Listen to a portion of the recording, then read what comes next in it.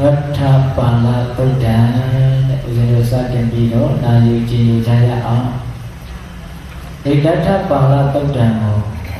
Yaswa Bia Veniya Vedita Ma Velu Jaya Liwo Jangju Bido Madan Tengera Le Solusi Akarama Bia Shen Puromya Tengarawa Yaswa Sayan Bido Thola Kutika Miko Emedanji Sigare Jwaji Diaye Niga Doji Kuya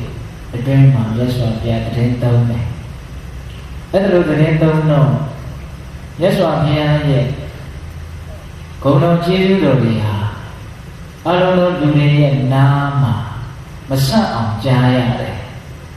Taki Mena Chilande Gorma Buddha Sule Kukuha Arahan Sule Kone Gizo no Mure Macau Kira, they are the second energy, no one machine. The man Buddha Sule Kone Gizo, but they are no one machine.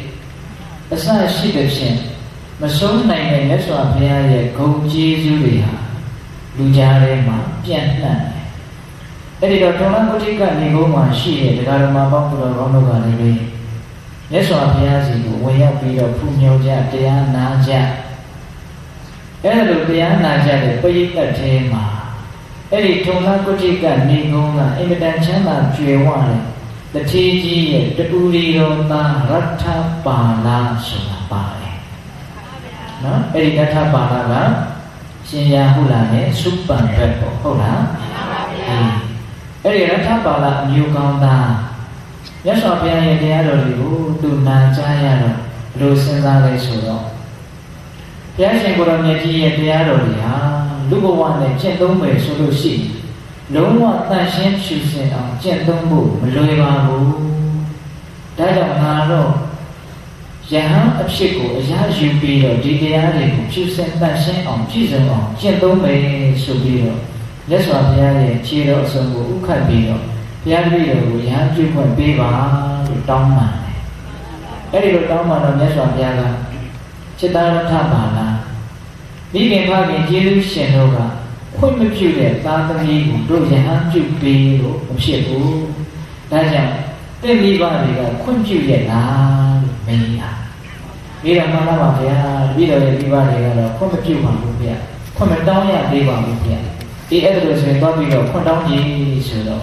Liva, Jana Bilo, Condone. Condona Liva, the Ulido Tansudo. Chita, the Luda, Puejayana. At the Shen and Chita, Belu Nina by Hanjuwe, Babina Mu, Hola. Then the Bivari, the Urigo, the Chana Sugo. Then Hanju to Ando, Dukzun Nimale, Yahanju Babi, Babino, Ratapala, New Kongana, Mijivo, a sub shepherd of 8 days. The $10 account. Yahan Abshit or about the Kugu, Yalatan, Yahan Chichin, Yahan Chichin, Baby. Erigo Nijivo was absent of Ajo. We can have a Jewish over Dauman, Mataye, Tanatika Gavana Budo Gomri Jupiter, Dubuama, Neva. The Urido Damo, the Lone of Yesigo, do some show, Madame, Yeshia, Dom Kanayu. The Ludama Mamea. Era Asad Shapiro Ada, Kone Yet Asa Sali Lapchetta, Malega was in Asa Konanello Jola in it today, not in a Mamba. Didi Chada Jangio, Kone Yet Didi Asa Sali Lapchapiro. Edadu, do you have Jujana, Edadu Duma, do you see Sana, Born on Jana? Anyone even a Manga, do down Miabu, Subio, Tangani will copy your dark kind. The Nini Dana, Mejano. Mayano everything in India is in a Zalandi Wood,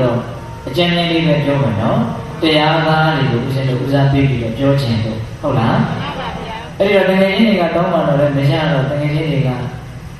Ivan about the Babio Resodo, Ujiro, Dojiro, Jahanju went be like the Hagama, the Panjamio, Nia Ome, Didan Jahanju were a queen and Favo and Shield. That I do with Jahanju went be like Ba, Sodoma, Nivarega, Jahanju went be. ယဟန်ဘဝရဖို့အတွက်သမင်း14နှစ်အငတ်ခံခဲ့တာအဲ့ဒါကနောက်တစ်ချိန်မှာသူ့ကိုတတ္တပပ္ပစိတ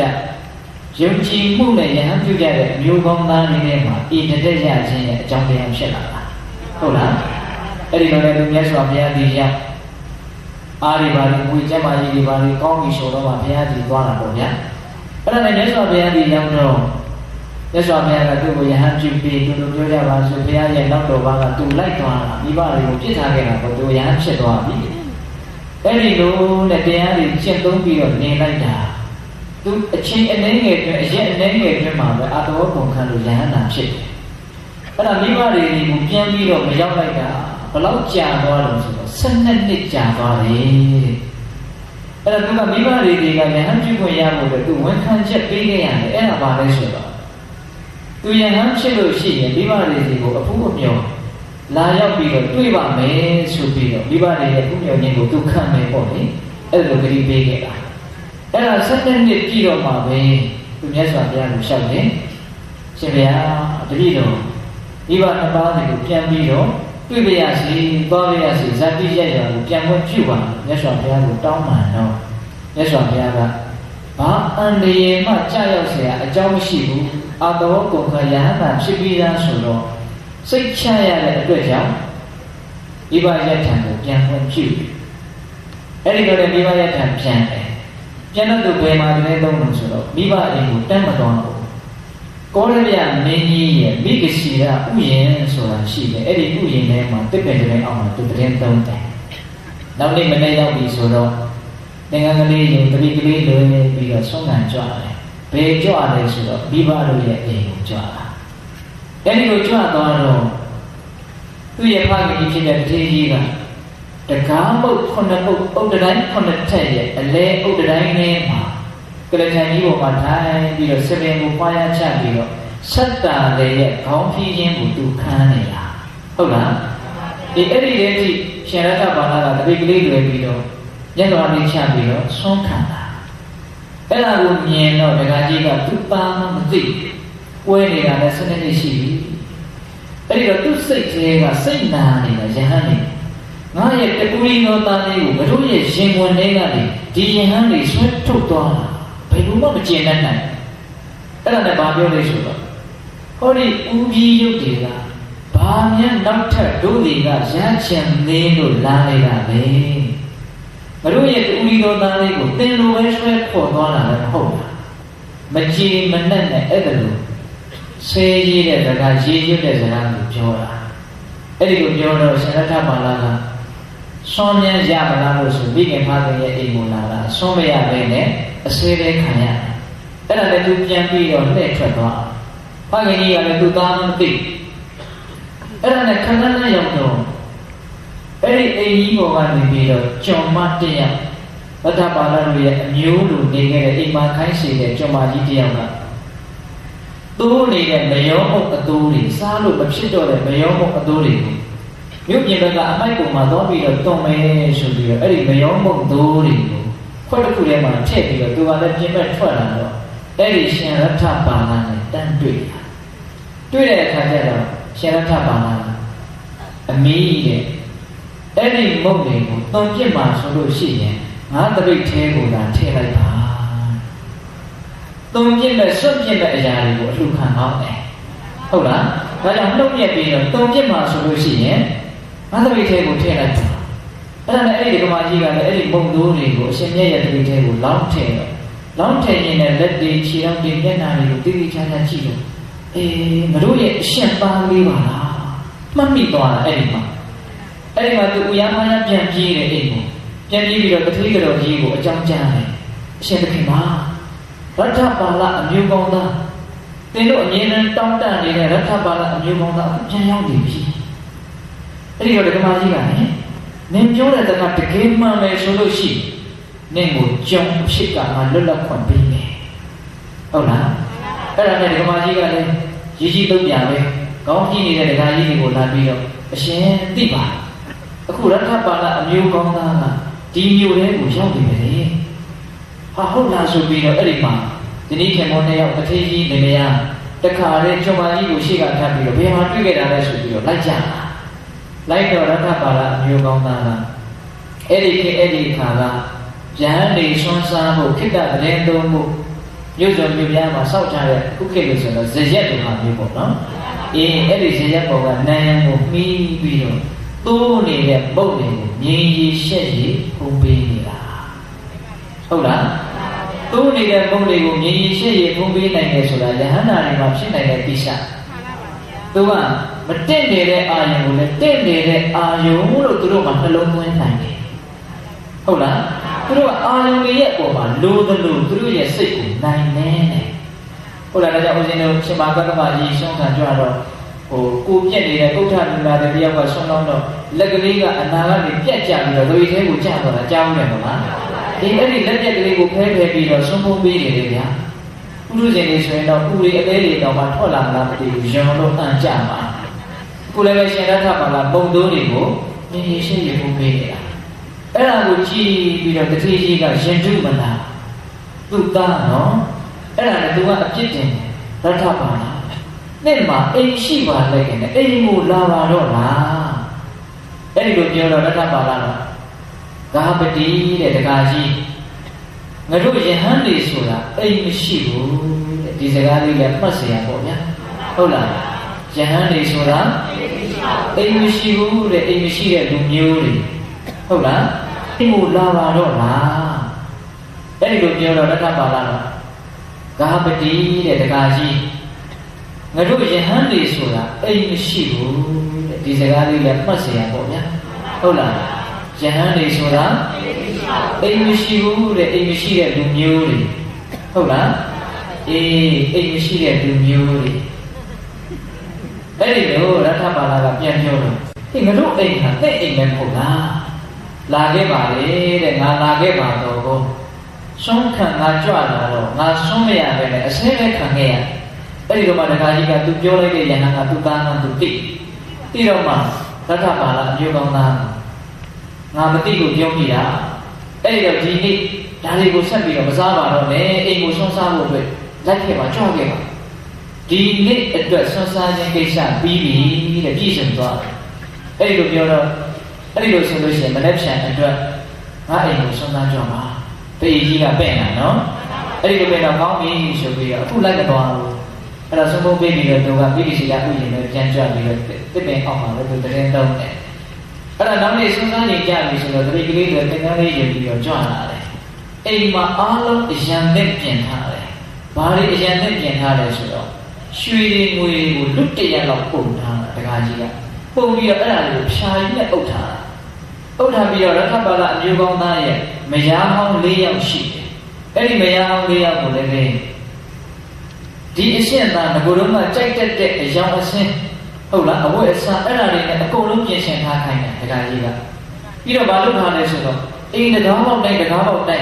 အိမ်အပေါ်မှာတက်တဲ့တကားပေါက်တိုင်းမှာအားကောင်းကောင်းတန်လက်ဝဲသမားတွေအကုန်ချထားတာအိမ်ပေါ်ကိုသားရောက်ပြီဆိုရင်အတင်းအာဓမ္မဆွဲချုပ်အတင်းအာဓမ္မဆွဲမချွတ်သေးခင်မှာအနုကြီးနဲ့သူကဖြားရအောင်ပါတတိကြီးကတော့သူ့သားကိုလက်လွတ်အဆုံးမခံနိုင်ဘူးသူကလည်းတဖငယ်ရဲ့မြစ်တာနဲ့သူကောင်းပဲထင်တာသူလှုပ်ရှားတာပေါ့နော်သူကတော့လူဝဲထဲမှာကောင်းပဲထင်လို့သားကိုလူဝဲလေးစီချင်တာနေမှာပေါ့အဲ့ဒါနဲ့အကုန်လုံးသူကပြင်ဆင်ထားတာအဲ့ဒါရထပါဠမျိုးကောင်းသားကအိမ်ကြီးရရပဲအိမ်မော်ကိုတက်လာတာအိမ်မော်လည်းရောက်ပြီဆိုတော့ဆုံးမကတ်သေးလို့ရအုပ်ထားတဲ့ဖြာတွေကိုအရင်လှပ်ပြန်ချစ်သားတဲ့ဒါမင်းရဲ့အမေဘက်ကပါတဲ့မင်းအဖိုးတွေကတဏခါကိုပန်းကိုပေးလိုက်တာတော့ဖြစ်ရှိသေးတယ်ဘိုးတွေဘေးတွေဘက်ကပိုင်တဲ့ပစ္စည်းတွေဆိုတာမရည်မတွက်နိုင်အောင်ရှိအဲ့ဒါတူရီကငါသားလေးရဲ့ပစ္စည်းတွေဒါကြောင့်မို့လို့ငါသားလူဝဲလေးပြီးတော့ဒါနတိကပြုတ်ပြီးတော့ဖေတို့နဲ့ပြောကြီးနေပါလို့သားကိုမလုပ်တာလေငွေနဲ့အရှင်ပြတော့ရထပါဠကယဟန္တာဖြစ်ပြီဆိုတော့ဘာပြောလဲတခါကြီးတဲ့ငါပြောတာကိုနားထောင်မယ်ဆိုလို့ရှိဟောဒီရွှေတွေငွေတွေကိုအိတ်တွေနဲ့ထည့်ပြီးတော့ဂင်္ဂါမြေထဲကိုသွားပြစ်လိုက်ပါအဲ့ဒါဆိုရင်ဒီရွှေတွေငွေတွေကြောင့်ဖြစ်ပေါ်လာမယ်စိုးရိမ်ခြင်းကြောက်ကြခြင်းဝင်တိုခြင်းဆိုတာလုံးဝကင်းသွားတယ်ပြည့်တယ်ယဟန္တာတော်ပြောတဲ့စကားပုထုဇဉ်နားနဲ့နားလည်ဖို့ကတော့သိနေလို့ပြောလို့သာကြားလိုက်ရတာတော့ရွှေငွေတွေကိုဗါတဲ့ ကင်္ဂါမြေထဲသွားပြည့်ဆိုတဲ့စကားကိုအဓိပ္ပာယ်ရှိပါတယ်လို့ဒကာကြီးဒီပိုင်းကလက်ခံနိုင်မှာမလားရွှေငွေကိုကင်္ဂါမြေထဲပြည့်ပြရမှာလေဗျာဒါဆိုရင်ဓာတ်အတွက်ဖြစ်လာတဲ့စိုးရိမ်တာတွေပူဆွေးတာတွေလုံးဝဖြစ်မှာမဟုတ်ဘူးလို့အဲ့လိုပြောတာအဲ့လိုပြောတော့ဒကာကြီးကလက်ဖြောက်ကလေးတီးလိုက်ရွှေငွေနဲ့တော့မရဘူးဆိုတော့အဲ့ဒီမှာဒကမတွေထွက်လာ၄ယောက်အဲ့ဒီဒကမတွေကရင်းနှီးတဲ့ဒကမကကျေရထပါလာရဲ့ခြေပမိုးလေးကိုကန်ပြီးတော့အရှင်သာအရှင်သာအကျင့်မြတ်တွေကိုကျင့်နေတာဟာနတ်သမီးကိုလိုလို့ကျင့်နေတာလို့ကျွန်တော်မှတို့သိရတယ်အဲ့ဒီနတ်သမီးတွေကဘယ်တော့မှလာလဲအဲ့ဒီခေတ်ကအမြင်တူတာပေါ့နော်ဘာလို့ကြတာလဲဘုန်းကြီးတွေဘာလို့အကျင့်တွေကိုကျင့်နေတော့ဆိုတော့နတ်ပြည်ရောက်ခြင်းလို့လက်သေးရခြင်းလို့ပေါ့ကွာလို့ခပ်ပေါ့ပေါ့ပြောလိုက်တဲ့စကားကတွင်ကျင်သွားတဲ့သဘောအဲ့ဒီလိုပြောတော့ရထဘာလာပခိနိဆိုတဲ့အသုံးနှုန်းနှစ်မနော်နှစ်မငါလက်သမီးတွေကိုလိုချင်လို့အကျင့်မြတ်ကိုကျင့်နေတာမဟုတ်ပါဘူးလို့အဲ့ဒါလိုပြန်ပြောတော့နှစ်မဆိုတဲ့အသုံးအနှုန်းဟာတန်ရုံးစဉ်ကင်းပြတ်တဲ့စကားဟုတ်လား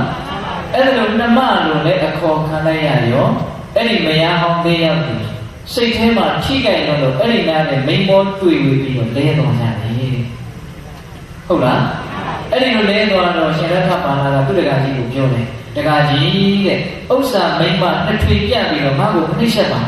ဆုံးကပ်မယ်ဆိုရင်ကပ်ပါတောင်းပါလားနော်အဲ့ဒီလိုတောင်းပါတော့မှအဲ့ဒီမိမကနာရီပါလေးနှက်ပြီးတော့အခန်းထဲတည်သွားပြီးတော့မှအဲ့ဒီမှာရှင်ရထပါလာကိုဆုံးကပ်ဆုံးဖုံးပေးပြီးလဲဆိုရောရှင်ရထပါလာမတ်တက်ရက်ပြီးတော့ဂါထာလေးရစ်အဲ့ဒီဂါထာလေးကတရားနာနေကြပါပဲနော်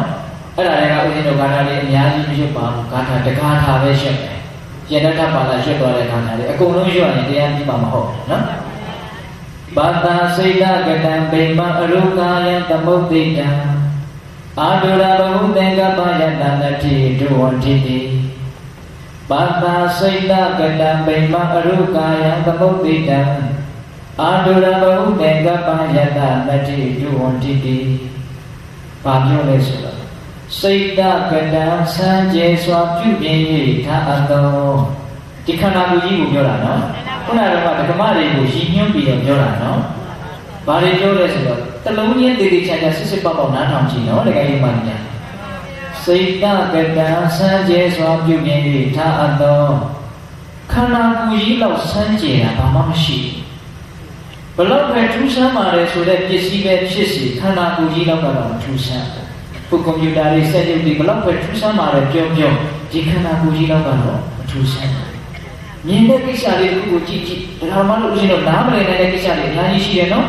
ဒီမှာမျက်ကြည်ပါကိုဖောက်ပြီးတော့အာယုံနဲ့အုံနောက်ပို့ပြီးစိတ်ကလည်းအကုန်ကြည့်တယ်ဒါမှမဟုတ်အကုန်လုံးကြည့်ဦးဇင်းကတော့တစ်ခါတလေကြံ့မှတွေးတယ်မအောင်မြင်နော်လက်ညှိုးကလေးတစ်ချောင်းကွေးတာကအံ့ဩတယ်ဒီလက်ကလေးကွေးတော့တာအံ့ဩစရာမကောင်းဘူးလားနော်စိတ်ကနေပြီးတော့ငါကွေးလိုက်ချင်တာကုတ်လိုက်ချင်တာအကုန်လုံးဖြစ်နေတာဒါကမှတော့ဦးဇင်းတို့ကဘေးကအံ့ဩစရာတွေကိုပဲညှိုးပြီးတော့ကိုယ်ခန္ဓာကိုယ်ကြီးရဲ့အံ့ဩစရာကောင်းတာထူးဆန်းတာစမ်းကြယ်တာကိုမစင်စားမိဘူးခန္ဓာကိုယ်ကြီးမှာမထူးဆန်းတဲ့နေရာတစ်ခုမှမရှိဘူးအလုံးထူးဆန်းတယ်နော်စိတ်တွေကပိုးတောင်ထူးဆန်းနေတယ်လူချင်းတရားတွေ့ရင်လူချင်းတဲ့စိတ်ကလေးပေါ်လာတယ်ဘာကြောင့်လူချင်းတဲ့စိတ်ကလေးကပေါ်လာလဲတနေ့စဉ်းစားကြည့်စမ်းပါအာရုံတစ်ခုတွေ့မုန်းတဲ့သဘောမကျေနပ်တဲ့သဘောဖြစ်လာဘာကြောင့်ဖြစ်လာလဲနားမလည်နိုင်တော့အောင်ရှစ်ထွေးပွေနေတဲ့ခန္ဓာကိုယ်ကြီးဟုတ်လားအဲ့ဒါကိုကြီးပဲပြောတာတနည်းအားဖြင့်တော့ဆန်းဆန်းကြည်ကြည်စိတ်ဓာတ်ဆိုတာဆန်းကြယ်တာကိုပြောတာနော်ဆန်းဆန်းကြည်ကြည်ဖြစ်တာနော်စပယ်တွေလည်းပုံစံမျိုးမျိုးမျက်နှာတွေလည်းအယောင်မျိုးမျိုးအဝတ်အစားတွေကလည်းအယောင်အသွေးမျိုးမျိုးပုံစံမျိုးမျိုးဒီဇိုင်းမျိုးမျိုးနဲ့စိတ်ရှိတိုင်းကိုဆန်းဆန်းကြည်ကြည်ထင်ရကိုလှုပ်ထားတာဟုတ်လားဒီအဲ့ဒါကိုကြီးပဲပြောတာနော်တလုံးရင်းနဲ့ရှင်းပြတယ်နော်စိတ်ဓာတ်ကတံဆန်းဆန်းကြည်ကြည်ပြုမှန်စီစဉ်၍ထားအပ်သောဗိမာန်အယုတ်နဲ့လည်းတူလာစွာသောအယုတ်တယုတ်ရုပ်သေးရုပ်တယုတ်ခန္ဓာကိုယ်ကြီးဟာနော်စိတ်ဓာတ်ကတံဆန်းဆန်းကြည်ကြည်ဖြစ်တဲ့ဗိမာန်အယုတ်ကဲ့သို့ပြုပြင်စီရင်၍ထားအပ်တဲ့စိတ်ဓာတ်ကတံဗိမာန်အရုကာယံသမုဒ္ဒိတံအရုကာယံအနာဒုံကြီးပဲဖွဲဖြစ်၍နေတယ်ခန္ဓာကိုယ်ကြီးကအနာဒုံကြီးပဲ မနာတဲ့နေရာဘယ်နေရာမှမရှိထိခိုက်မိတဲ့နေရာတိုင်းဟာနာကျင်မှုကိုဖြစ်စေဟုတ်လားသမုတ်တေတံအယိုးလေးချင်းဒီဆောက်၍ထားအပ်သောအယိုးတွေနဲ့စိုက်ဆောင်ထားတယ်မရက်နေတယ်ဆိုတော့ဒီအယိုးတွေကအမာခံထားလို့ပေါ့ဟုတ်လားတကယ်လို့ကိုယ်ခန္ဓာကိုယ်တွေကအယိုးတွေကိုဆွန့်လွတ်ပြီးတော့ထားမယ်ဆိုရင်ခန္ဓာကိုယ်ကြီးဘယ်လိုနေမလဲအကုန်လုံးပုံပြီးတော့အဝိဇ္ဇတစ်ခုလိုပုံကြသွားဟုတ်လားသမုတ်တိတံအယိုးတွေနဲ့စိုက်ဆောင်ပြီးတော့ထားတယ်ခန္ဓာကိုယ်ရဲ့သဘောတွေကိုပြောနေတာနော်ဘာသာစေတကတံပိမာရုကာယသမုတ်တိတံအာတုရံဘဟုတေကပ္ပယတနတ္တိတုဝန္တိတိအာတုရံအာတုရတရားသုံးမျိုးတို့ဖြင့်နာကျင်ခံခဲ့နှိမ့်ဆက်၍နေပေသောအာတုရဆိုတာနာကျင်ခြင်းလို့သိကြရတယ်ခန္ဓာကိုယ်ကြီးမှာနာကျင်ခြင်းသုံးမျိုးရှိတယ်တဲ့ဒီကမာကြီးတွေခန္ဓာကိုယ်ကြီးမှာနာကျင်ခြင်းသုံးမျိုးကနှိမ့်ဆက်နေတယ်အဲ့ဒါပါလဲဆိုတော့ရှရာတုရအရွယ်အိုးလာလို့နားလာတာခန္ဓာကိုယ်ကြီးကသုံးမှများလာတော့စက်ပစ္စည်းတစ်ခုလို့ချွတ်ရင်းမှုတွေကများလာပြီအဲ့တော့ကြာရှည်သုံးထားတဲ့ပစ္စည်းတစ်ခုလို့အိုးလာတဲ့အခါကျတော့ဘာယောဂကြောင့်မှမဟုတ်ဘဲနဲ့ကိုအလိုလိုနားလာတာအဲ့ဒါကိုရှရာတုရလို့ခေါ်တယ်နော်နောက်ရောဂါတုရအရွယ်မကြီးသေးပဲလို့ခန္ဓာကိုယ်ရဲ့တစ်စုံတစ်ခုသောဖောက်ပြန်မှုအနာယောဂတစ်ခုခုကြောင့်နာကျင်မှုဖြစ်လာတာရောဂါတုရနော်ရှရာတုရရောဂါတုရအိုလို့နာယောဂါကြောင့်နာနောက်ထပ်နာတာကကိလေသာတုရလောဘဒေါသကြောင့်နာဒီတဲ့နာဘူးကြတယ်နော်လူတိုင်းနော်လူချင်းမှုတိတ်ပြင်းထန်လာတယ်အဲ့ဒီလူချင်းနာလေးမဖြစ်ဘူးအမျိုးမျိုးသောညှဉ်းနှွမ်းတဲ့စိတ်တွေအောက်တန်းကျတဲ့စိတ်တွေကိလေသာတရားတွေကြောင့်မိမိရဲ့ခန္ဓာကြီးဟာနာရတယ်နော်လောဘဒေါသတိတ်ကြီးလာရင်တကယ်နာတယ်နော်အေးဒေါသတွေတိတ်ဖြစ်လာရင်ဒီခါလေးအသက်ရှူတော့မဝဘူးနာဘူးနာရရအဲ့ဒါမှဖြစ်တာတော့ကိလေသာတုရကိလေသာကနာကျင်စေတာအဲ့ဒါလိုနာကျင်ခြင်းသုံးမျိုးလို့ဖြစ်အမြဲတမ်းနှိမ့်ဆက်ခံနေရတဲ့ဒီခန္ဓာကိုယ်ကြီးဟုတ်လားအာတုရံဘဟုသင်္ကပ္ပယတနတ္တိဒုဝန္တိတိဘဟုသင်္ကပ္ပများစွာကြံစီအပိထသောခန္ဓာကိုယ်ကြီးဆိုတာအများကြီးကြံအပ်တယ်ခန္ဓာကိုယ်ကြီးနဲ့ပတ်သက်ပြီးတော့အမျိုးမျိုးတွေးကြတယ်အမျိုးမျိုးကြံစီကြတယ်စိတ်ကူးရင်ရတယ်ဒီလောက်ပြောလိုက်ရင်ပြည့်တဲ့သဘောပေါက်တယ်နော်အေးခန္ဓာကိုယ်ရဲ့သဘောတဘာဝတွေကိုပြောနေတာစိတ်ကတံဆန်းဆန်းကြည်ကြည်ဖြစ်နေတယ်ဘိမာအယုတ်နဲ့တူတယ်ဟုတ်လားပြီးတော့ပါလေဘာသာစိတ်ကတံဘိမာအရုကာယံသမုတ်တိကံအရုကာယံအနာတုံကြီးတစ်ခုဖြစ်တယ်သမုတ်တိကံအယိုးတွေနဲ့စိုက်ဆောင်ထားတယ်ဟုတ်လားပြီးတော့ပါလေအာတုရံနာကျင်ခြင်းသုံးမျိုးဖြင့်နှိမ့်ဆက်နေတယ်ပြီးတော့ပါလေဘဟုသင်္ကပ္ပံများစွာကြံစီခြင်းဖြင့်ကြံစီအပ်တယ်အေးအဲ့ဒီခန္ဓာကိုယ်ကြီးမှာဒုဝန္တိတိတည်တတ်ခိုင်မြဲတယ်ဆိုတဲ့အရာဘာမှမရှိပါဘူးနော်အဲ့ဒီလိုကပြောတာရထပါလာတခါကြီးတဲ့မျက်ကွင်းတွေအမျိုးမျိုးနဲ့မျက်နှာပေါ်မှာအကြောင်းမျိုးစုံခြေထားပြီးတော့ခြေထောက်မှာလည်းအကြောင်းမျိုးစုံခြေထားတဲ့ဒီခြေထောက်တွေဒီမျက်နှာတွေဟာလူမိုက်တွေကိုပဲတွေ့ဝေစေတာတန်လျာလေးကတော့တစ်ဖက်ကန်းကိုရှာမိနေကြတဲ့ပညာရှိတွေကိုမတွေ့ဝေစေဘူးအဲ့ဒါလိုပြောတာတော့သူကဟုတ်လားဒီမျက်ခွက်တွေဒီခြေထောက်ဒီပုံသဏ္ဍာန်တွေဟာလူမိုက်တွေကိုသာနဲ့တွေ့ဝေစေတာဒီစကားလေးကိုဦးစင်းကသိကြိုက်တာပဲနော်ဒီခြေထောက်ကလေးမျိုးမျိုးပြန်လာတော့လှလိုက်တာထင်ရတယ်နော်ဒီမိုင်ညာဒီခြေထောက်တွေဒီမျက်ခွက်တွေအကုန်လုံးပေါင်းပြီးတော့စိတ်ကရောချလို့လှတဲ့ချိန်ဆိုကြပါစို့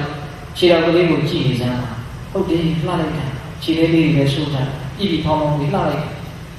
ပြည်ပြည်ချာချာကြည့်ရင်းနဲ့အဲ့ဒီခြေထောက်ကအပေါ်ပိုင်းမပါဘူးခြေထောက်ကြီးကပြက်နေတယ်ခြေပြက်ကြီးနှစ်ချောင်းဆိုရင်လှအောင်မလားဒီခြေထောက်ပဲနော်ဒီခြေထောက်ကြီးပြက်နေတယ်ဆိုရင်လှအောင်မလားကဲမျက်နှာကလေးလှလိုက်တာ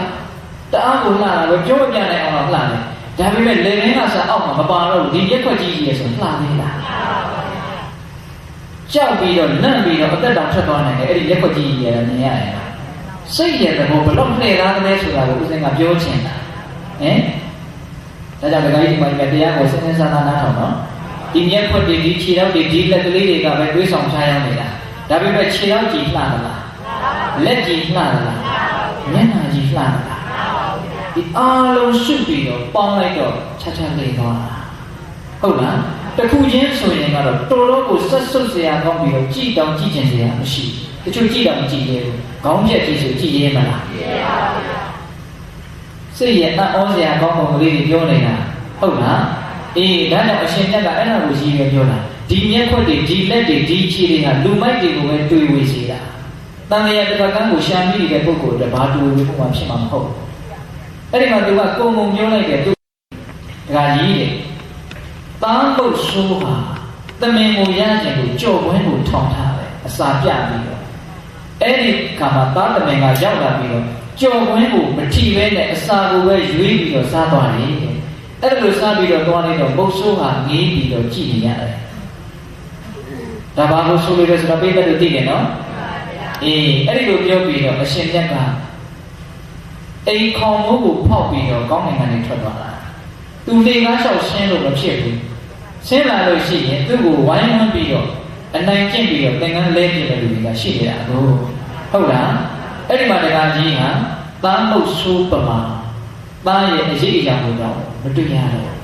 အဲ့ဒီမှာဘယ်ကြွသွားတော့ဆိုတော့မိဂစီကဥယျာဉ်ကိုကြွသွားတာဦးဇင်းတို့ကဇလန်းလေးကတော့အကျဉ်းချင်းတော့မပြောမှာနော်ဟောလူရင်းတရားကအခုချိန်ထိကိုမရောက်သေးဘူးဦးဇင်းဟောတာကနိုင်ရွက်ရှိတယ်ဒီကမာကြီးဒါပေမဲ့ပြောခဲ့တာလည်းကမှတ်သားစရာလေးတွေထိုက်တော့ပါပါလိမ့်မယ်နော်ဒီဦးဇင်းကတရားကိုမှတ်သားစရာလေးတွေအများကြီးပါစေချင်တာဟုတ်လားဒီအဲ့တော့လူရင်းလေးတွေကိုပဲပြောမယ်အဲ့ဒါနဲ့မိဂစီကဥယျာဉ်ကိုရောက်တော့မိဂဝဥယျာဉ်မှုကတွေ့တယ်တွေ့တော့အဲ့ဒီမိဂဝဥယျာဉ်မှုကဘယ်ကြီးသွားလဲဆိုတော့ကောရယမင်းကြီးကိုသွားတယ်အရှင်မင်းမြတ်အရှင်မင်းမြတ်အမြဲမပြတ်တောင်းတချီးမွမ်းနေတဲ့ရထပါဠအမျိုးကောင်းသားဥယျာဉ်ထဲမှာရောက်နေပြီဘီကြီးကတိတ်တွေ့နေတာဒီအမျိုးကောင်းသားပေါ့အဲ့ဒါနဲ့ဘီကြီးကအေးအဲ့လိုဆိုရင်တို့ဒီနေ့ဥယျာဉ်ပြောဝဲစားမထွက်တော့ဘူးတဲ့အဲ့ဒါလို့ဆိုရင်အရှင်မြတ်ကိုပဲဖူးမြော်ပဲဆိုပြီးတော့အချင်းရည်များစွာချင်းရပြီးတော့အရှင်မြတ်ရှိတဲ့နေရာကိုချင်းကပ်တူတူပဲပြောတယ်နော်အေးအရှင်မြတ်ရှိရောက်တော့ရှိခိုးကိုချအလဘတလဘစကားပြောပြီးတော့အရှင်မြတ်ရဲ့ကိလေသာကင်းတော်မူသဖြင့်ကြည်လင်တန်ရှင်းတဲ့ယူပကာရတော်ကိုဖူးမြော်တယ်အဲ့ဒီလိုဖူးမြော်ရင်းနဲ့မင်းကြီးရဲ့စိတ်ထဲမှာအတွေးတွေစိတ်ကူးတွေပေါ်လာတာဘာပေါ်လာလဲဆိုတော့ကြည်စံအရွယ်ကလည်းတခက်ငယ်ငယ်ပဲရှိသေးတာစီစဉ်ဥစ္စာကလည်းပြည်စုံတယ်ကျမ်းမာရေးလည်းကောင်းတယ်အတိုင်းဝိုင်းလည်းပြည်စုံတယ်ဒါနဲ့ဉာဏ်တာဘာတွေကိုရချင်လို့ဘာတွေကောင်းလို့အဲ့ဒီကောင်းပြီဆိုတာကိုစွန့်ပြီးတော့ဒီယဟန်ဘဝဆိုတာကိုရရှုတာပဲဒါလေးတွေ့ရတော့ဘုရင်ကြီးကအဲ့ဒီမှာဘုရင်ကြီးကရတ္တပါဠပဋိနိယကိုရှောက်တယ်မရှောက်တယ်ဆိုတော့အရှင်ဘုရားတဲ့လောကမှာပါရိစုံညလို့ခေါ်တဲ့ပျက်စီးခြင်း၄မျိုးရှိပါတယ်တဲ့ဒီနေ့ပျက်စီးခြင်းဘယ်နှမျိုးလဲအဲ့ဒီပါဠိစုံညလို့ခေါ်တဲ့ပျက်စီးခြင်း၄မျိုးနဲ့တွေ့လို့များသောအားဖြင့်လူတွေဟာယဟန်ပြုကြတာများတယ်အဲ့ဒီပါဠိစုံည၄မျိုးကဘာလဲဆိုတော့ပထမဇရာပါဠိစုံညနောက်ဒုတိယဗျာတိပါဠိစုံညတတိယဘောဂပါဠိစုံညစတုထညာတိပါဠိစုံညတဲ့နော်စရာဗျာတိဘောညာတိပါဠိစုံညလေးပညာရှိတွေကအဲ့လိုဆက်စုံထားနော်ဆိုလိုတာကဘာလဲဆိုတော့အသက်ကြီးလာလို့အရွယ်ပျက်စီးသွားလို့ဘာမှသုံးမရတော့ဘူးငါပူပါပြီလောကီလည်းမခံစားနိုင်ဘူးစီးပွားရေးလည်းမရှာနိုင်တော့ဘူးအဲ့ဒီတော့အေးပဲနေတော့မယ်ဆိုပြီးတော့ယဟန်ပြုလာရှိတယ်တဲ့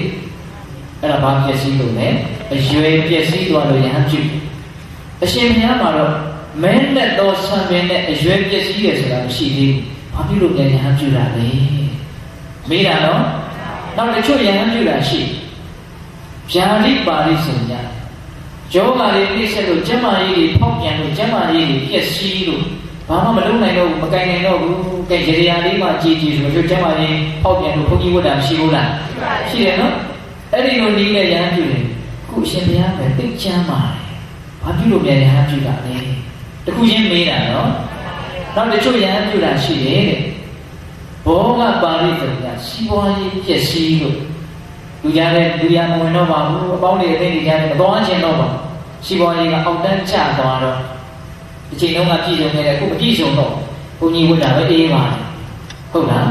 အရှင်ဘုရားမှာပစ္စည်းတွေနဲ့အများကြီးချမ်းသာတယ်ဆိုတာတပည့်တော်သိတယ်မပြုလို့လည်းယဟန်ပြုတာမှလေတချို့ယဟန်ပြုတာရှိတယ်နော်ညာတိပါဠိစံညတစုံတစ်ခုသောယောဂါကြောင့်ဆွေတွေမျိုးတွေတယောက်ပြီးတယောက်ဆုံးမသွားတာတကောင်ချက်အထီးကျန်ဖြစ်နေလို့မထူပါဘူးယဟန်ပြုတာကောင်းပါလေအရှင်ဘုရားမှာအတိုင်းဝိုင်းနဲ့လည်းပြည့်စုံတယ်ဆွေမျိုးနဲ့လည်းပြည့်စုံတယ်ဘာကြောင့်လဲယဟန်ပြုတာလေ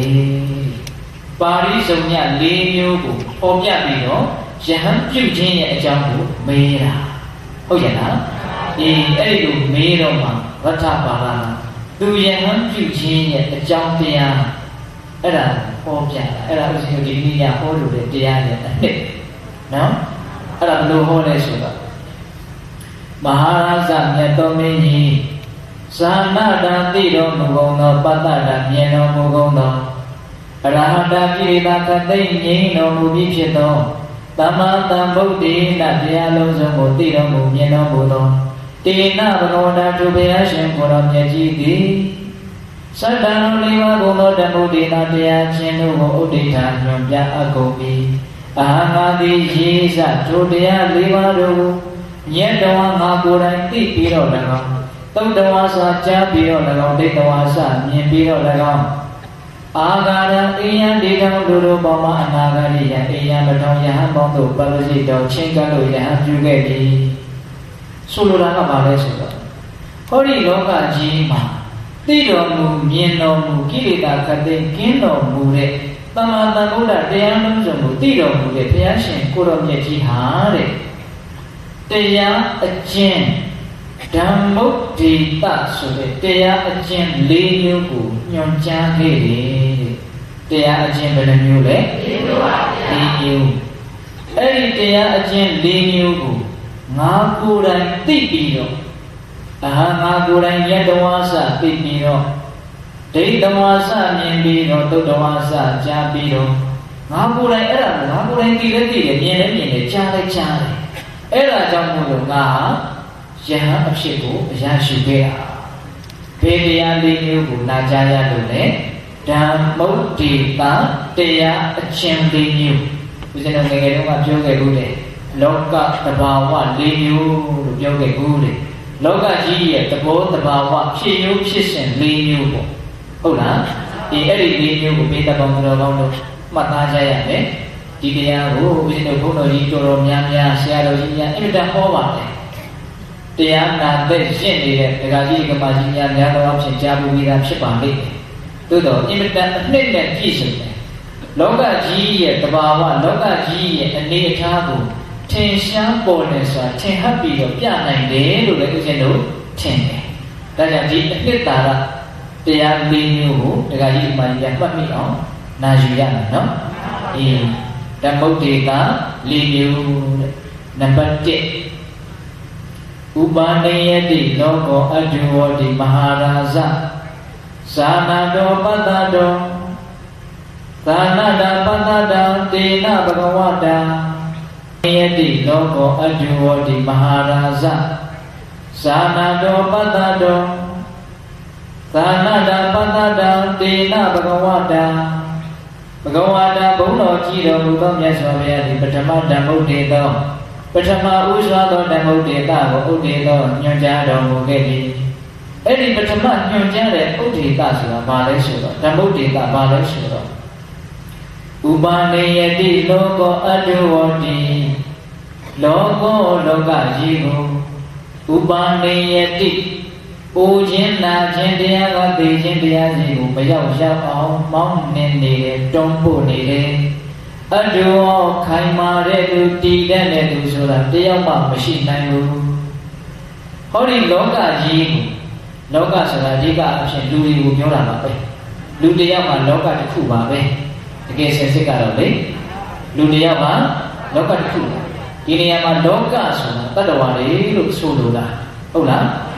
အဲ့ဒီလောကကြီးကိုတဘာဝတရားကြီးကအမြဲတမ်းမောင်းနှင်နေအမြဲတမ်းတွန်းပို့နေတယ်တဏှာရာကိုရောက်အောင်တွန်းပို့နေရက်နေလို့မရဘယ်နေရာကိုရောက်အောင်တွန်းပို့တာလဲဆိုတော့ပျက်စီးခြင်းတွေကိုရောက်အောင်တွန်းပို့နေတာမ နော်ပူခြင်းနာခြင်းတရားကသေခြင်းတရားကြီးကိုမရောက်ရောက်အောင်တွန်းပို့တယ်အတုဝတည်တတ်ခံရတဲ့အရာဆိုလို့လောကမှာတခုမှမရှိဘူးအဲ့ဒါပထမဓမ္မုဒ္ဒေတာဟုတ်လား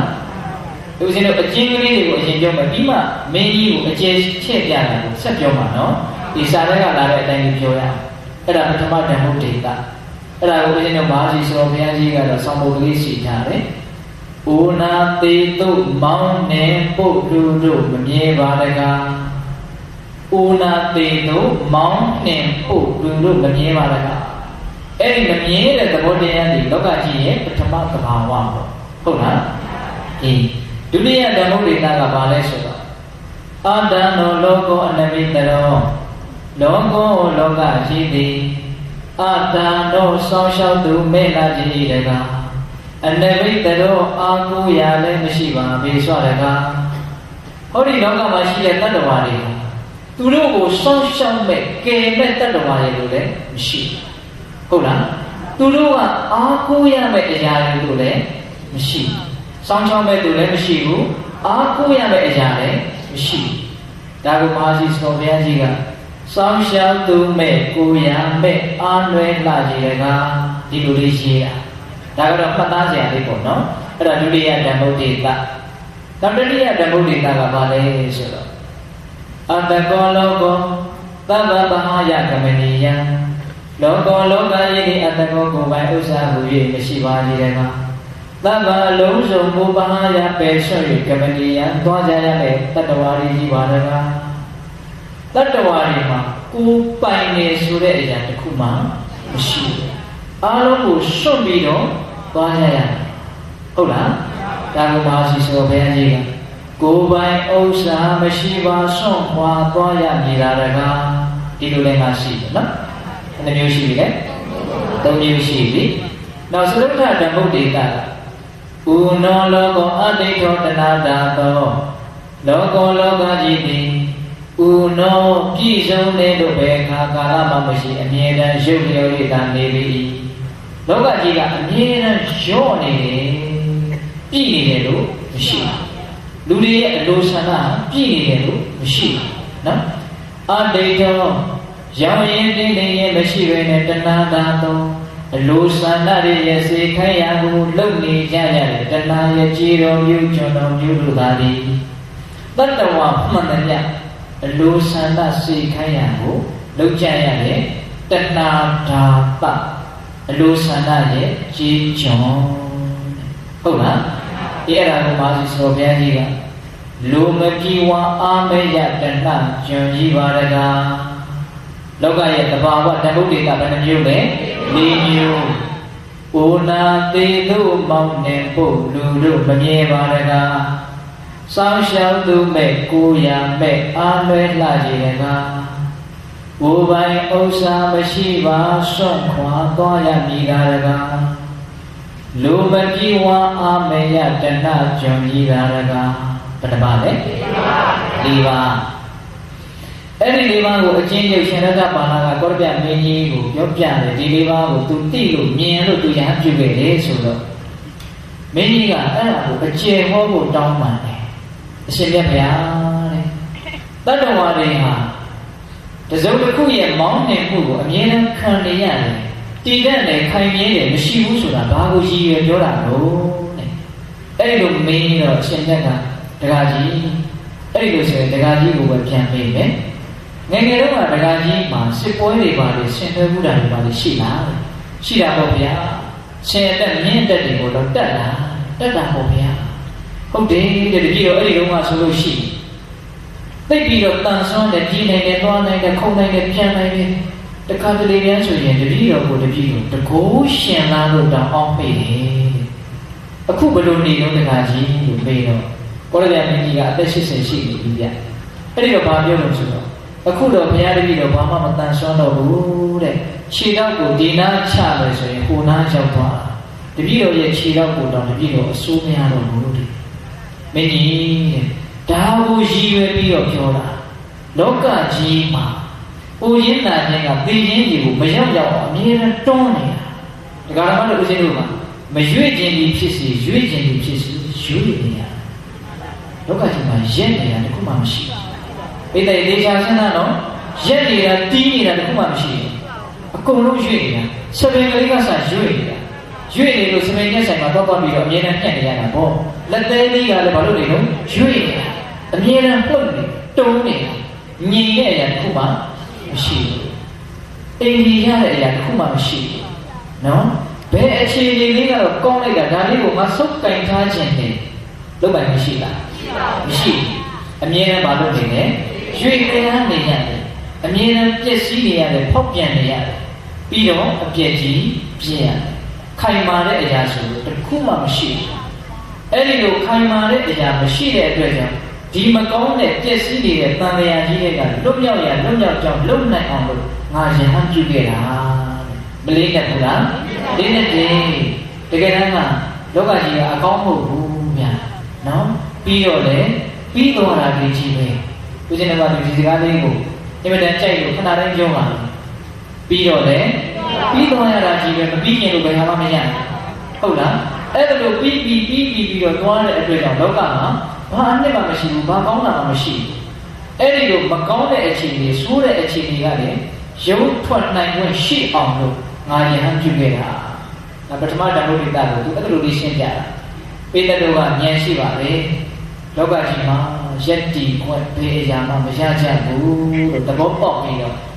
လောကအပေါ်မှာမမောတဲ့စိတ်တွေ့တာတဲ့စိတ်ကြီးနေအောင်မစင်စားတဲ့မို့လားစင်စားတဲ့မမောတာတွေ့တာနေတာနဲ့အမျှစိတ်ရဲ့အေးချမ်းခြင်းလွတ်လပ်ခြင်းပေါ်ပါခြင်းဆိုတာသိကြပါဖြစ်တယ်ဟုတ်လားဒီအဲ့ဒါပထမဓမ္မဒိတာနောက်ဒုတိယဓမ္မဒိတာအရှင်ဘုရားတဲ့အရှင်ဘုရားကပြောတယ်တဲ့စောင်းရှောက်သူမဲ့ကူးရမဲ့အားမဲ့လှချီတကားအားကိုးစရာမရှိဘူးစောင်းရှောက်မဲ့လူမရှိဘူးလို့ရှင်ဘုရားပြောတယ်တပည့်တော်မှာခြေရည်လက်တွေရှိတယ်မြင်းလက်တွေရှိတယ်ဆင်လက်တွေရှိတယ်တပည့်တော်ကျမ်းမာရေးမကောင်းရင်ကုပေးမဲ့ဆေးဆရာတွေရှိတယ်တပည့်တော်မှာစောင်းရှောက်မဲ့လူတွေဆွေတွေမျိုးတွေအပြည့်ရှိတယ်အဲ့ဒါဘာလို့ရှိရပြောတာလဲဒီလိုမေးတာနော်မေးတော့ဗတ္တပါဠကမင်းကြီးတဲ့တဲ့ကောင်ကကုမေးမယ်တဲ့တဲ့မှာပြင်းထန်တဲ့ယောဂတွေဘာတွေဖြစ်ဘူးလားမမဖြစ်ဘူးပါတယ်ဗျာတပည့်တော်မှာခေါင်းကိုက်တဲ့ယောဂအကြီးအကျယ်ရှိအဲ့ဒါလိုဝေဒနာတွေပြင်းပြင်းထန်ထန်ခံစားတဲ့အခါမှာငါ့ကိုအင်မတန်ချစ်မြတ်လို့ရတဲ့ဆွေတွေမျိုးတွေအပေါင်းတွေအသိနေငါဝေဒနာပြင်းထန်လို့နည်းနည်းလေးတော့တက်တာကိုရအောင်ဝေဒနာလေးကိုညှပ်ပြီးတော့ယူကြစမ်းပါလို့ပေးလို့ရသလားတဲ့ရကိုလူတွေကလည်းချင်းလို့နည်းနည်းလေးတက်တာအောင်တို့ဝေညှပ်ပြီးတော့ယူကြဆိုလို့ယူလို့ဟောရတာမရပါဘူးဗျာယူတော့ယူလေးတော့ဒီစကားလေးကယူလေးဒါလူတိုင်းလည်းသိပါလေသို့တော့ပိဋကပေါင်းသူတော်ကောင်းလို့စူးစူးနဲ့နဲတွေးပြီးကိုလိုတယ်ဟုတ်လားဒီစကားလေးကိုတိတိကျကျစဉ်းစားကြည့်လောကကြီးမှာကိုဖြစ်ရင်ကိုခံရတာပိဋကဘာလဲလို့ကိုဖြစ်ရင်ကိုခံရတာသူဖြစ်ရင်သူခံရတာတယောက်နဲ့တယောက်ဘာမှနီးကပ်ဆက်ဆက်မှုမရှိဒါပေမဲ့လူတွေကညံနေတဲ့အခါကျရင်တယောက်ကိုတယောက်သိအားကိုးလို့ရတယ်လို့ထင်ပြီးတော့တယောက်ကိုတယောက်သိပြီးတော့အားပြုပြီးတော့နေကြတာဆွေမျိုးတန်ရောခြင်းအပေါင်းအသင်းတန်ရောခြင်းသာသမီတန်ရောခြင်းဒါလေးကိုအားပြုပြီးတော့နေကြတာတကယ်စစ်စစ်ဘယ်သူ့ကိုမှဘယ်သူအားကိုးလို့မရဘူးကိုဖြစ်ရင်ကိုခံရတာကြီးနော်အဲ့ဒါကနာခြင်းပဲရှိသေးတယ်နော်အဲ့ဒီနာခြင်းကနှိမ့်ဆက်ပြီးတော့သိရတော့ပဲဆိုတော့လည်းဒီလိုမျက်နှာငယ်လေးနဲ့ကိုပြဿနာကိုရှင်းရတာဘယ်သူ့ကိုမှနည်းနည်းလေးဝိုင်းပြီးတော့ရှင်းမအောင်လို့ပြောလို့မရရှင်းလဲရှင်းပြီလို့လည်းမရပါဘူးတဏှာလို့ချင်လို့သူ့ကိုကူညီလို့မရကိုယ်ကိုလည်းသူကတဏှာလို့ချင်လို့ကူညီခြင်းပေးမယ်လို့တဘာဝကိုကကူညီလို့မရရတယ်လို့ထင်ရင်လည်းကအပေါ်ယံကလေးတခေတ်မှပါပါလေးနောက်တစ်ခါကြီးမှညာတကယ်အရေးတကယ်ဘေးတွေနဲ့တွေ့လာတယ်ကိုဖြစ်ရင်ကိုခံရကိုမကောင်းတာလို့ကိုမကောင်းတဲ့ဘဝကိုရောက်သွားတယ်ဘယ်သူတားနိုင်ပါလဲတန်လျာကြီးထဲမှာတကယ်တကောင်ကျွတ်တမျက်နှာအထီးကျန်ဆန်သွားနေကြရတာဟုတ်လားကိုကောင်းတာလို့လည်းကိုရှာမယ်ကိုမကောင်းတာလို့လည်းကိုခံမယ်တယောက်ကိုတယောက်ဝန်ဆွတ်လို့ရတဲ့ကိစ္စဆိုတာဒီကိမှနည်းနည်းလေးဟုတ်ရဲ့လားတခါကြီးပိုင်ညာဒါကြောင့်စောင်းရှောက်သူမဲ့ကိုရမဲ့အားကိုရဘာမှမရှိဘူးဒီခန္ဓာကိုယ်ကြီးမှာမြတ်စွာဘုရားဒီအားကိုရတရားဒီအားကိုရသံဃာဒီအားကိုရလို့ပေးတဲ့จิตတိအခုဆိုလိုတာကအဲ့ဒီလေးတွေကိုပြောနေတာမဟုတ် ဒီခန္ဓာကိုယ်ကြီးတကယ်ဖောက်ပြန်လာပြီဆိုရင်ဘယ်သူမှကယ်နိုင်တာမဟုတ်တားနိုင်တာမဟုတ်ရှိနိုင်တာမဟုတ်ဘုရားကတားနိုင်မလားတားနိုင်ဘူးဒါဖြင့်ဘုရားတရားတန်ခါကိုဘာကိစ္စနဲ့ပြီးတော့အားကိုးနေရတယ်လေဘုရားတရားတန်ခါဒီလောကကြီးကိုစောင့်ရှောက်တယ်လို့ဘာကိစ္စနဲ့ပြောတယ်လေလို့မေးရမရှိဘူးလားစဉ်းစားရအောင်အေးအဲ့ဒီအားကိုးရမဲ့လို့မကောင်းတဲ့လောကကြီးတွေကနေပြီးတော့လွတ်မြောက်အောင်လုပ်ပေးနိုင်တဲ့အစွမ်းရှိလို့တနည်းအားဖြင့်လွတ်မြောက်တဲ့နေရာမှာအထောက်အကူပြုတဲ့နေရာမှာအကြီးကျယ်ဆုံးတန်ဖိုးရှိလို့ဘုရားတရားတန်ခါကိုအားကိုးရတာအားကိုးရမဟုတ်တဲ့လောကကြီးတွေကနေလွတ်မြောက်ဖို့အတွက်အားကိုးရတာဆိုလိုတာဒါကြီးကတော့ဘာမှအားကိုးရမရှိဘူး။နင်းတကယ်ကြီးမှသဘောပေါက်လား။အားကိုးရမရှိဘူးဆိုတာကိုယ်ခန္ဓာကိုယ်ကြီးထဲမှာအားကိုးရမရှိဘူး။ကိုယ်အင်မတန်ဖြစ်တဲ့ခန္ဓာကိုယ်ကြီးကမှအားကိုးရမရှိဘူးဆိုရင်ပတ်ဝန်းကျင်မှာအားကိုးရလုံးဝမရှိနိုင်။ဉာဏ်ကြီးဖို့လိုတယ်နော်။အေးဒါကြောင့်အားကိုးရမရှိဘူးစောင့်ရှောက်မဲ့သူမရှိဘူးဆိုတာကိုသဘောပေါက်ပြီးတော့အားကိုးရအစစ်အမှန်ယရနာမြတ်သုံးပါးကိုအားကိုးပြီးတော့အားကိုးရမရှိတဲ့ဒီလောကကြီးကနေလွတ်မြောက်အောင်ကြိုးစားဖို့အတွက်ငါယဟန်ပြုခဲ့တာဣတ္တပံဘုရားကဒီစကားလေးတစ်လုံးကိုကပ်ပြီးတော့မှတ်ရတယ်နော်ခန္ဓာကိုယ်ကြီးကအားကိုးရမရှိဘူးသို့တော့ယရနာမြတ်သုံးပါးကိုပဲအားကိုးပြီးတော့အားကိုးရမရှိတဲ့ဒီခန္ဓာလောကကနေလွတ်မြောက်အောင်ကြိုးစားရတယ်ခန္ဓာကိုယ်ကြီးကတော့ပြီးတော့မရှိမလားပျက်စီးသွားတာကြီးပဲဘယ်လိုလူမျိုးမှတောက်ပြီးတော့မရည်တည်နိုင်ဘူးပျက်စီးသွားတာကြီး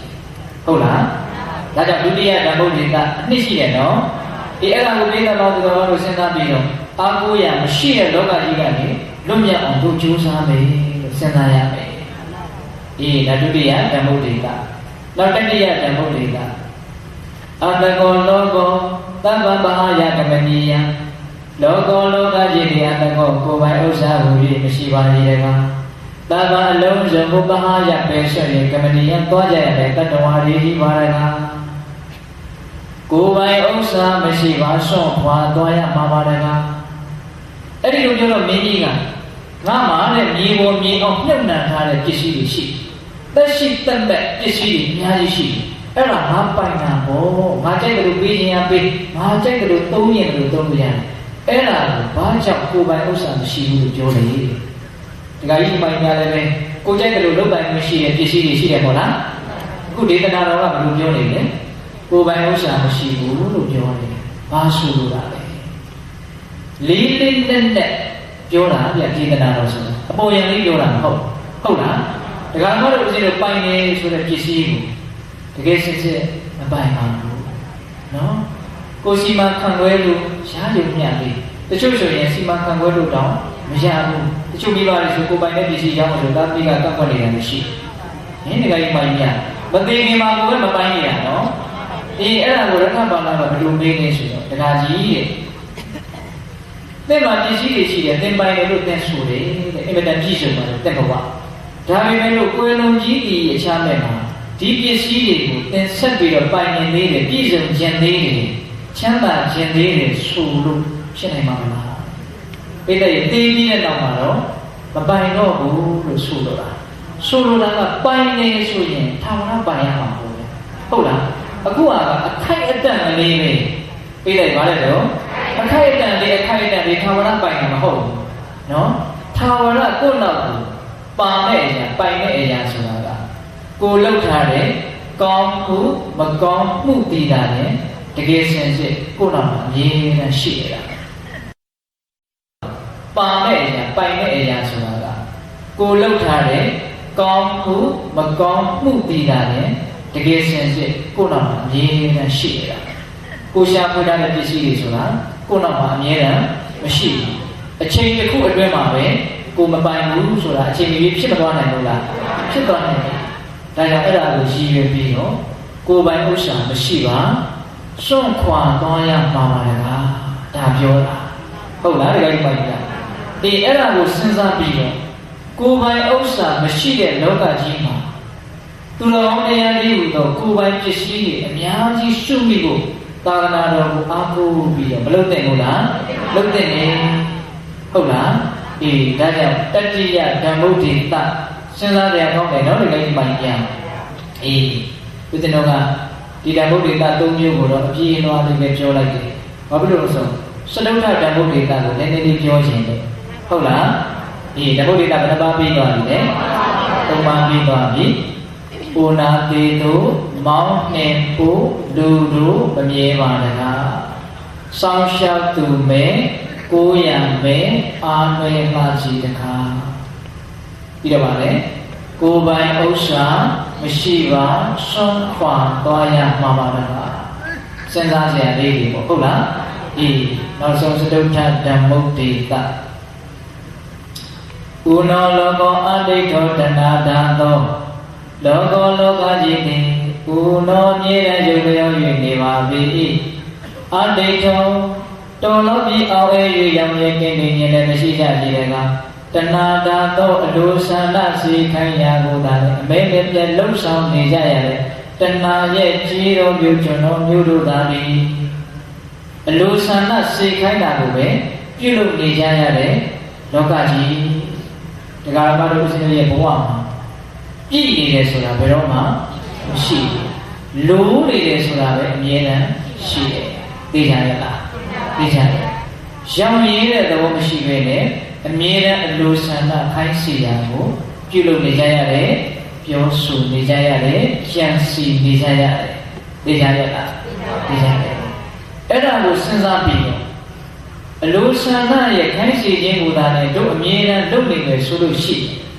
တို့အတွက်တကယ်အကျိုးရှိတဲ့အလုပ်တွေလုပ်ပိုင်ခွင့်နည်းလွန်းနေလို့စဉ်းစားပြီးတော့အမြဲတမ်းကြီးတော့အလိုဆန္ဒခိုင်းရလုပ်လို့မဖြစ်ပေဘူးလို့ဒီလိုလေးမစဉ်းစားနိုင်ဘူးလားစဉ်းစားနိုင်တယ်ဗျာ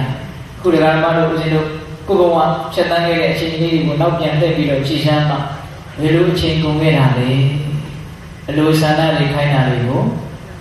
ဆောင်ကျင်းပေးခြင်းနဲ့ချိန်ကုန်ခဲ့တာနောင်တော့ဘယ်လိုချိန်ကုန်မှာတော့ဒီလိုပဲအဖြေကထွက်နေတာဟုတ်လားဒါကြောင့်ဦးဇင်းတို့ဘုရားရှင်ကိုယ်တော်မြတ်ကြီးဓမ္မပဒပါဠိတော်မှာဟောထားတာလေးတစ်ခုရှိတယ်အဲ့ဒါပါလဲဆိုတော့ဘုဗ္ဗာနိယေဝပစိနန္တံဗျာတတ္တမာနတန္တရံအဋ္ဌိတေညေဝကာမေတုအန္တကောကုရုတိဝတ္တံအင်မတန်ဝေကရဆရာကောင်းတဲ့ဒီကထာလေးဒါလေးကိုလည်းဦးဇင်းတို့ဒီလုံးရဲ့စစ်စစ်ပေါက်ပေါက်ပြောကြည့်မယ်နော်ဘုဗ္ဗာနိယေဝပစိနန္တံဗျာတတ္တမာနတန္တရံအဋ္ဌိတေညေဝကာမေတုအန္တကောကုရုတိဝတ္တံဘာပြောလဲဆိုတော့ပုပ္ပာနိကာမဂုဏ်အာယုန်ဒီဟူသောပန္တောကိုပစိနန္တောဧဝရွေးချယ်စီစစ်နေစေမှာပဲလေအဋ္ဌိတေညေဝကာမေတုပုပ္ပာနိယေဝပစိနန္တံဗျာတတ္တမာနတန္တရံဗျာတတ္တမာနတံမယာသေးသည်ကိုတောက်တရာပြီးကိုတွေ့တာလွန်စွာကပ်ညီတော်စိတ်ရှိနေသောအဋ္ဌိတေညေဝကာမေတုကာမအာယုန်တို့၌အဋ္ဌိတေညေဝမယောင်ရဲ့မတင်းတိမ်သေးသည်သာလည်းဖြစ်သောနရတတ္တဝါကိုအန္တကောတေမင်းမိုက်သည်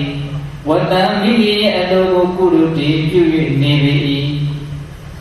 ဟောဒီလောကကြီးမှာတေမင်းဆိုတာ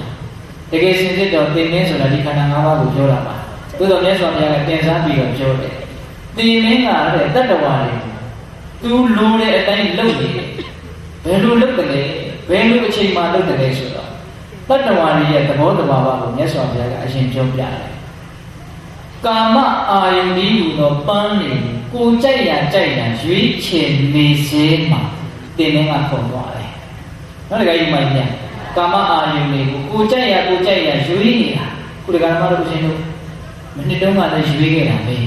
ဒီနေ့လည်းရွေးတာပဲအရှင်ချက်အမြဲတမ်းစိတ်ကလေးကအာယုန်တွေကိုမလုပ်နေတော့ရွေးချယ်နေကောင်းလို့ရမလုပ်နေတော့ရွေးချယ်နေအဲ့ဒါကိုစဉ်းစားမိရလားအဲ့ဒါလို့ရွေးချယ်နေခြင်းမှာပဲသင်မင်းကအမြင့်ကနေကြည့်ပြီးတော့လာခဲ့တယောက်ဆွဲသွားတယ်လို့မျိုးနော်ဟိုပြန်လေးဆွဲသွားတဲ့ဟိုအကျန်းဖက်သမားကဒဇာကန်နေတဲ့ကနေကြိုက်တဲ့တယောက်ကိုပြစ်တက်လိုက်တယ်လို့မျိုးပေါ့ဟုတ်လားဒီတတ္တဝါတွေကကာမအာယုန်ကြိုက်ရဟိုပန်းခူးတဲ့လူနဲ့မြတ်စွာဘုရားကဥပမာပေးတာပန်းခူးတဲ့လူကအခုပန်းလေးကလည်းဒီပန်းလေးကလည်းကြိုက်တဲ့ပန်းကိုဘာလုပ်ပါလဲရွေးပြီးတော့သူခူးပါခုတကယ်မှတော့ဦးချင်းတွေလည်းပဲပန်းခူးသမားတွေလည်း ကိုကြိုက်ရအာရုံလေးကိုရွေးပြီးတော့မလုပ်နိုင်နဲ့ခိုးနေတာအဲ့ဒါကအမြဲတမ်းရွေးချယ်နေခြင်းရွေးချယ်လို့ပြီးပြီလို့ရှိတာအဲ့ဒီရွေးချယ်နေခြင်းမှာပဲသင်မင်းမိုက်ကသူကြိုက်တယ်လို့သူ့အလိုအတိုင်းလုပ်လိုက်တယ်မျက်စိနဲ့မြင်နေနော်အေးပြီးတော့ဗျာတတ္တမာနတံ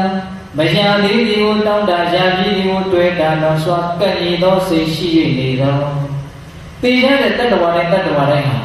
အဲ့ဒါလိုကပ်ညိနေတဲ့တဏ္ဍာမှာပဲတွေ့သွားကြတာဟုတ်ရဲ့လားအေးကာမေတုကာမဂုဏ်အာယုန်တို့၌အတိတ်ထင်မြင်ဝရောင်ရင်တင်နေခြင်းမရှိသေးသည်သာလည်းဖြစ်သောနရံတတ္တဝါကိုအန္တကောသိမင်းမိုက်သည်ဝတ္တံမိမိရဲ့အလိုအတိုင်းကုသိုလ်တွေပြုလို့နေပါ၏ခံစားလို့အားမရသေးခင်ရှာဖွေလို့အားမရသေးခင်မရောက်ရင်းသေးခင်မှာပဲသိမင်းကသူ့အလိုဆန္ဒတိုင်းလုပ်သွားတယ်အဲ့ဒီနေရာမှာမရောက်ရင်းချင်း၄မျိုးကျမ်းဂန်ထဲမှာပြောထားတယ်နော်တခါကြီးမိုင်းရတတ္တဝါတွေကမရောက်ရင်းရဘူးလေဘလို့မရောက်ရင်းတာလဲဆိုတော့ရှာဖွေတဲ့နေရာမှာလည်းမရောက်ရင်းဘူးရှာလို့အားရတယ်လို့မရှိအမြဲတမ်းစီမံကိန်းချပြီးတော့ငါကြည့်လာတော့ကောင်းကောင်းမလုပ်ကြရင်လို့ရှိရင်အရင်ဒီလေးနဲ့ဘလို့လုပ်ပဲဘလို့ရှာမယ်တက်လုံးရှာဖို့ပဲစဉ်းစားနေတာရှာလို့အားရတယ်လို့ရှိလားမရှိရှာဖွေလို့လည်းမရှောင်ရဲဘူးရှာတော့ရတယ်အဲ့ဒီရခြင်းနဲ့လည်းပဲမရှောင်ရဲဘူးဘလို့ဝေရသိမ့်ပိုက်မှာပဲနော်ရရတာရှောင်ရဲတယ်လို့ရှိလားငါဟာလို့လုပ်ရတာကိုရောင်ရဲတယ်လို့ရှိတာမရှိဘူးရှာဖွေရေးမှလည်းမရောင်ရဲဘူးရယူခြင်းမှလည်းမရောင်ရဲဘူးရထားပြီးတော့သုံးဆောင်ရတာလည်းရှိရနော်အဲ့ဒီသုံးဆောင်ရတာကိုရောင်ရဲတယ်လားမရောင်ရဲဘူးသုံးဆောင်နေမှာပဲသုံးဆောင်ပြီးရင်သုံးဆောင်နေမှာပဲကြည်ပြီးရင်ကြည်မယ်ကြားပြီးရင်ကြားမယ်ဟုတ်လားသုံးဆောင်တဲ့နေရာမှာလည်းမရောင်ရဲဘူးပြီးတော့တူပြီးသိရှိထားတဲ့နေရာမှာလည်းမရောင်ရဲဘူးဘယ်တော့ကြတော့သုံးရအောင်ဘယ်တော့ကြတော့အသုံးချရအောင်ဆိုပြီးတော့အကြံနဲ့သုံးတာသိမ့်ထားတာမရှိဘူးလားအဲ့ဒါလို့သိမ့်ရတာကိုရောင်ရဲတဲ့တော့ရှိလားမရှိ၄မျိုးနော်ရှာရတာမရောင်ရဲရရတာမရောင်ရဲသုံးရတာမရောင်ရဲသိမ့်ရတာမရောင်ရဲ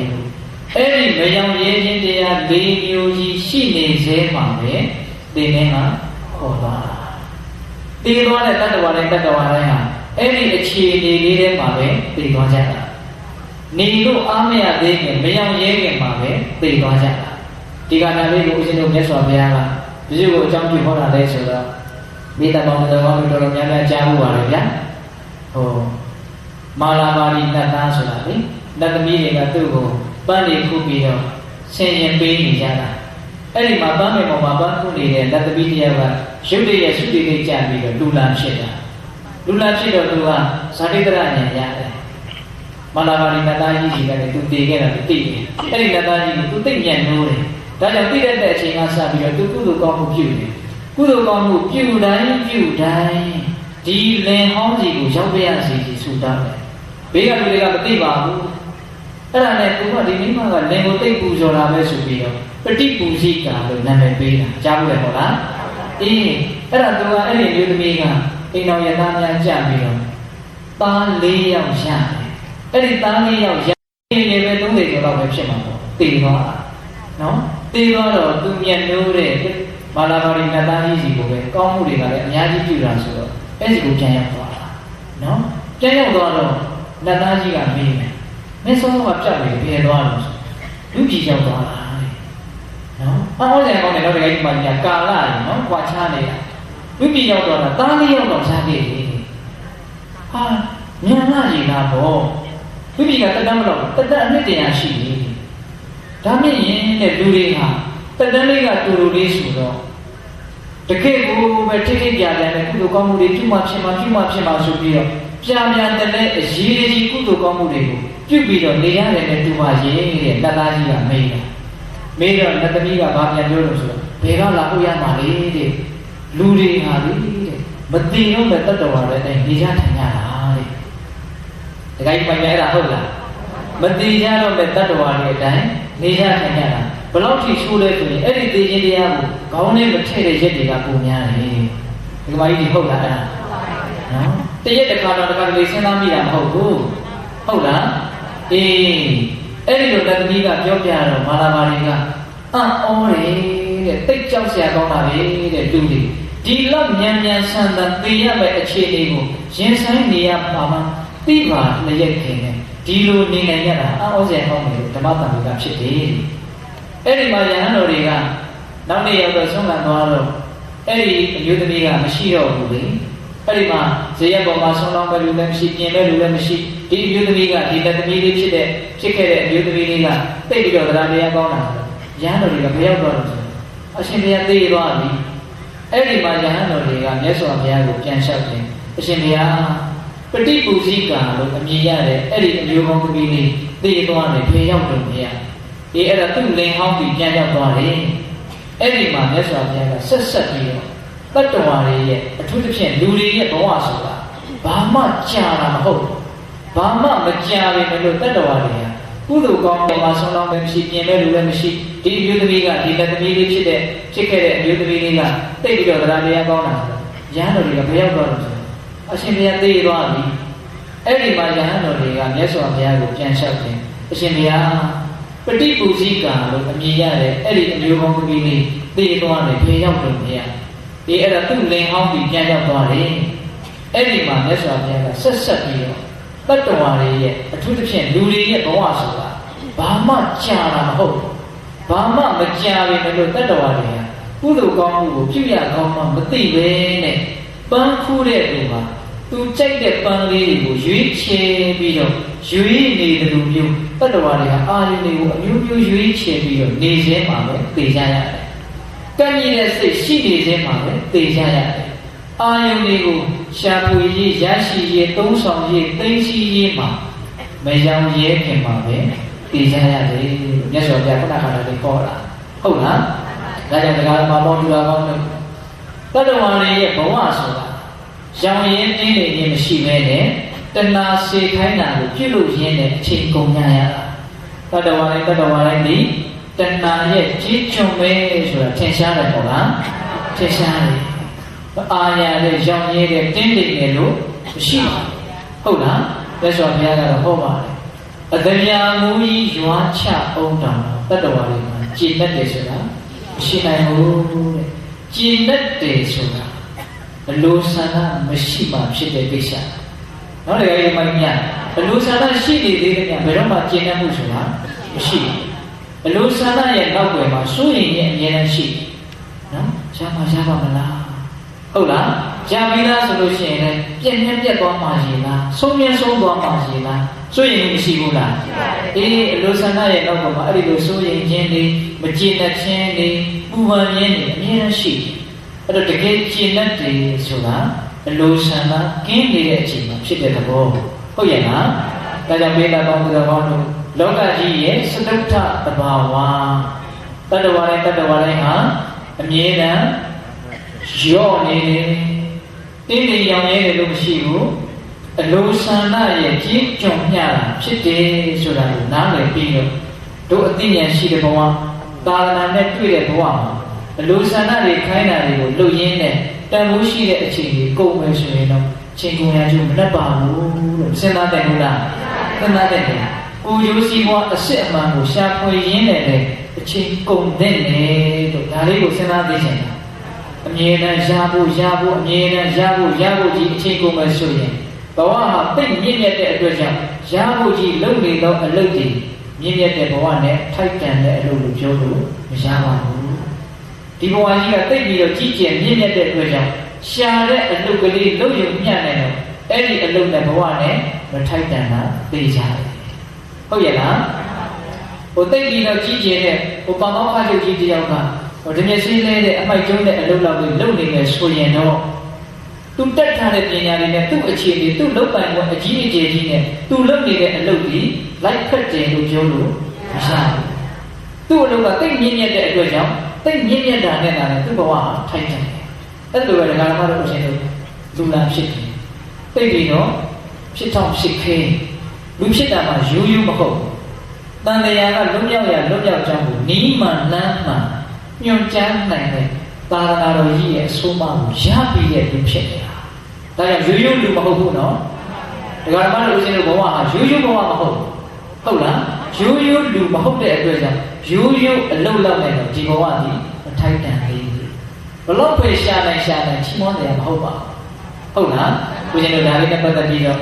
မြတ်စွာဘုရားတက်ကတုတ်တန်ဆိုပြီးတော့ဆွေတော်မျိုးတော်တွေကိုရောက်တယ်တက်ကတိုင်းတာ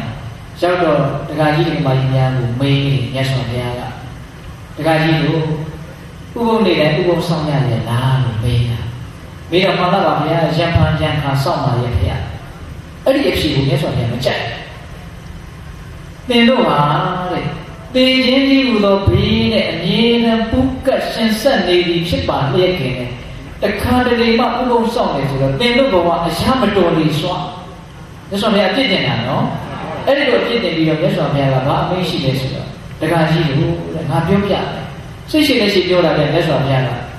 သိပြီးတော့အစွမ်းထက်လို့လက်ရုံးကိုအားကိုးပြီးတော့ပစ္စည်းတွေရှာမယ်ဆိုကြပါစို့တဲ့တရက်ကိုအတရာတရားသို့မဟုတ်အတရာတစ်ထောင်ရအဲ့ဒါနေတိုင်းနှစ်တရာကလပ်ပါလို့ရှာပြီးတော့သိမ့်လိုက်တာပစ္စည်းတွေအများကြီးရှိလာတယ်ဆိုကြပါစို့တဲ့ပစ္စည်းရှာတာနော်အဲ့ဒါလောက်ချမ်းသာကြွယ်ဝတဲ့ပုဂ္ဂိုလ်ဟာချမ်းသာဒုက္ခကြီးတက်9ရက်လောက်ခံစားလို့ရပါမလားမရပါဘူးဗျာဒါဖြစ်ရင်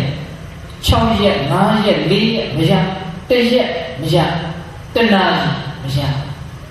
ချမ်းသာကြီးတက်တနာကြီးတော့ခံစားလို့မရ